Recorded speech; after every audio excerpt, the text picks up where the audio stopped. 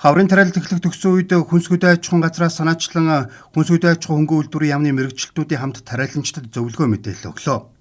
Аймгийн хэмжээнд үр тариа бусад ургамлын чиглэлээр 103 аж ахуйн нэгж байгууллага иргэн төмс хүнсний ногооны чиглэлээр 480 гаруй иргэн аж ахуйн нэгж байгууллага өнөөдрийн байдлаар үйл ажиллагаагаа явуулж байна.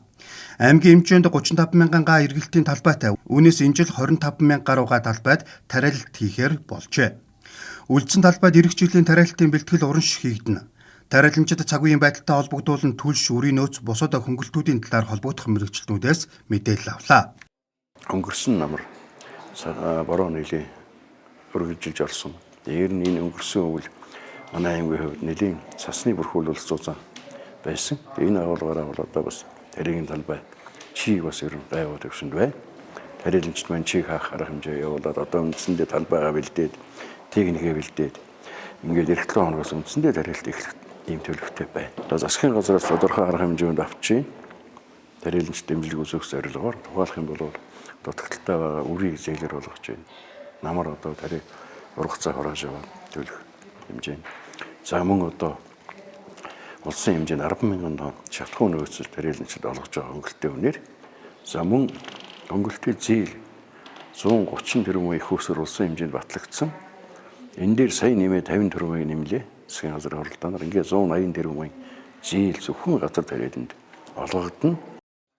Төрөөс газар тариалал эрхлэгчдийг дэмжих бодлого чиглэлийн хүрээнд эргэлтийн хөрөнгийн 185 тэрбум төгрөгийн хөнгөлтөө зээлийг үр тариа төмс хүнсний ногоо жимсгэн хүлэмжийн аж ахуйн эрхлэгчдэд олгохоор болжээ. Дархуул аймгийн хэмжээнд 180 орчим иргэн аж ахуйн нэгж байгууллага тус зээлд хамрагдахаар хүсэлт ирүүлсэнийг хүнсгүүдээ аж ахуйн хөнгөн үйлдвэрийн яамд уламжилж одоогоор 20 иргэн 1.3 тэрбум төгрөгийн зээл авсан байна. Хүнсний ногоон дээр хөнгөлтөө зээл, техникийн урамшуулал энэ бүх зүйлүүд бол ер нь бол тариас ногоочд бол хүрж байгаа. За харьцангуй бол бас зээл хүртээнч бага байдаг гэсэн бол одоо сүүлийн жилүүд бол бас нэлээд хувь бол гайгүй хангалттай явж байгааг би бол хувьдаа харж байгаа. Энэ нь бол эргүүлээ тариаланчтай бол бас бодиттой дэм тус болж байгаа. Одоогийн байдлаар талбайгаа бэлдсэн байж байна. Чийг хаалтаа хийгээд талбайгаа бэлдчихсэн. Техникээ бэлэн болчихсон. Өнөөдөр бордоогоо татаж аваад ер нь бэлтгэл. Энэ жилийн манай энэ орчинд юу их орсон. Цас их унснаас талбай бол маш их хагарсан байна. Борноо бол ер нь дахиж нэлээд үрдөнтэй явж авахгүй бол талбай бол асар их хагарсан байна. Тэрэн дээр жоохон ажиллауллаа. За тариалтыг бол 5 сар гаргаж ээж хийгдэнэ.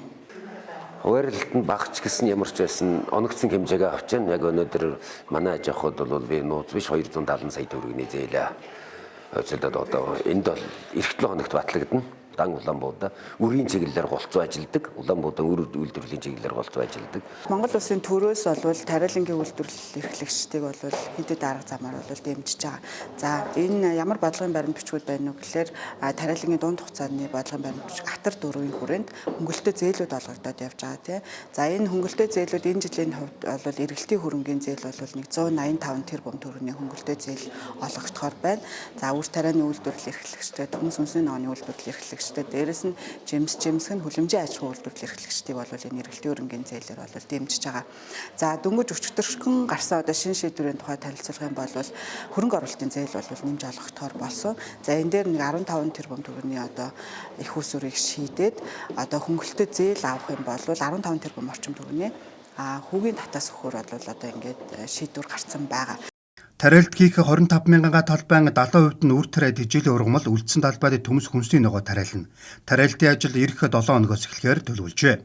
Төрөөс үзүүлж байгаа хөнгөлтөө зээл, хүнсний ногооны урамшуулал, шатхууны өнгөлөлт зэрэг нь тариаланчдад бодит дэмжлэг болж байгааг тариаланчид онцолж байна. Цагаараа мэдээлэл маш тодорхой байх хэрэгтэй. Аймгийн ус цаг уурчин шинжилгээний албанаас наривчсан мэдээллийг гаргаж тариаланчдын холбоогоор дамжуулан хүргэж байхыг уламжлалаа.